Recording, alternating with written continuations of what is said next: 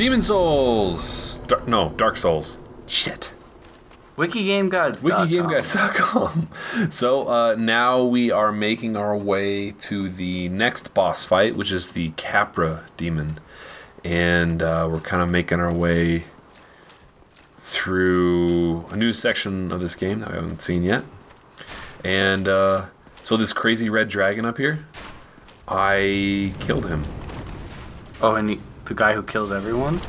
Yeah, that guy right there. I killed him basically on accident. I read about this online, and before I get into that, so now we're going into the basement area. The basement key for this is, if you remember the area by the church where there's that large drawbridge. Hit B when you're going down long ladders like this. You do a badass like James Bond style slide where you hold onto the outside of it and just go ching, and like go over the bottom really fast. Like double fire poles. Yeah, exactly. So anyway, the key to get down here, if you missed it for some reason, is right outside of the church where those 3 knights are and the 2 mini bosses are, and also on the opposite side of the door from where the fanged boar was. Okay. So if you don't have that key, that's where it is. Anyway, what was I talking about? Oh yeah, the dragon. I read about it online almost as if it was a glitch, but you can kill that dragon with 1 arrow.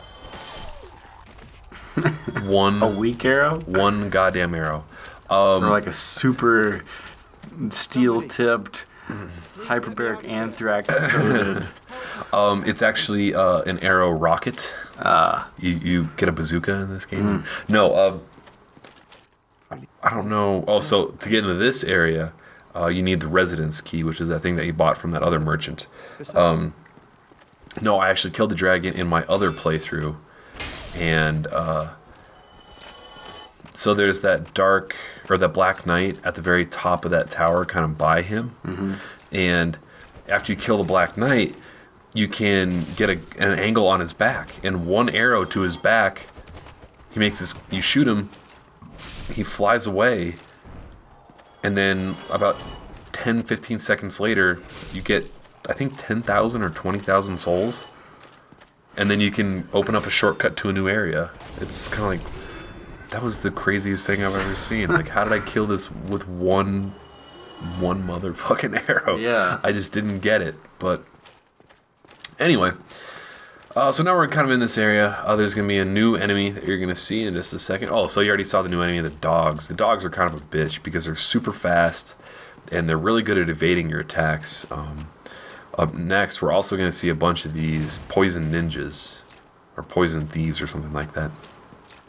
And they like to poison you and come from behind and kind of surprise you and shit like that. So, that's satisfying. Killing 3 of those guys with 1 swipe of the sword. 1 shing. Exactly. Oh god, this game is great if you have the patience for it. Which you do, apparently. Which 'cause you love it. I don't know. It's like, I feel like it's easier than Dark Souls, but I'm not sure why, because I didn't really put a ton of time into Dark Souls. But it's just like, I don't know. I'm really, really liking this game. Yeah. And if you have the patience for something like this, I think you'll really enjoy this game too. And if you don't mind kind of like digging through wikis and stuff like that and message boards and kind of find, oh my god, that's a badass sword that I just got, like, or how do I get into this area, and looking online like, oh god, this boss is fucking hard, stuff like that. One of the crazy things.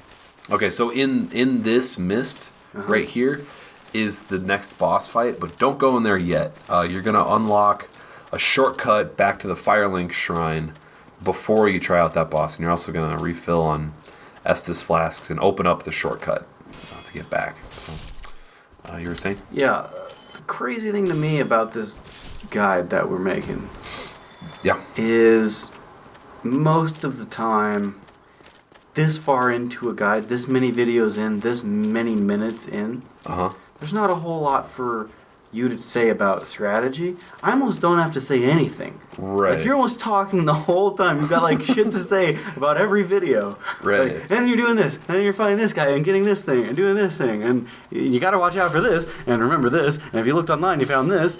And it's like, most games are like, okay, aim for the head, and push forward. And we're talking about Lady Gaga versus, Matthew McConaughey in a strip-off. Definitely Matthew McConaughey.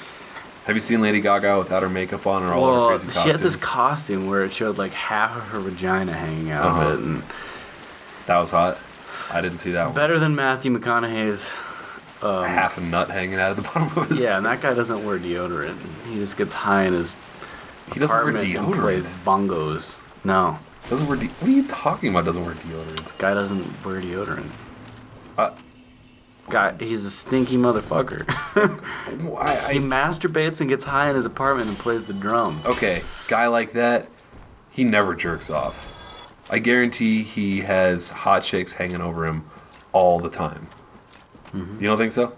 He was in the fucking People magazine's most sexy man of the year. Right, he's not jerking off. No. He's never jerked off in his life. He doesn't need deodorant. He doesn't know how to jerk off. He's so good looking, he doesn't need deodorant. Okay, nope, that makes sense to me now. That's why he doesn't wear deodorant. He doesn't, because it's like, I'd rather make a bitch have to smell it to fuck me. That's the ultimate fuck yous. Yeah. That's the ultimate I don't even handsome. care. I don't care how I smell, only how I look on camera.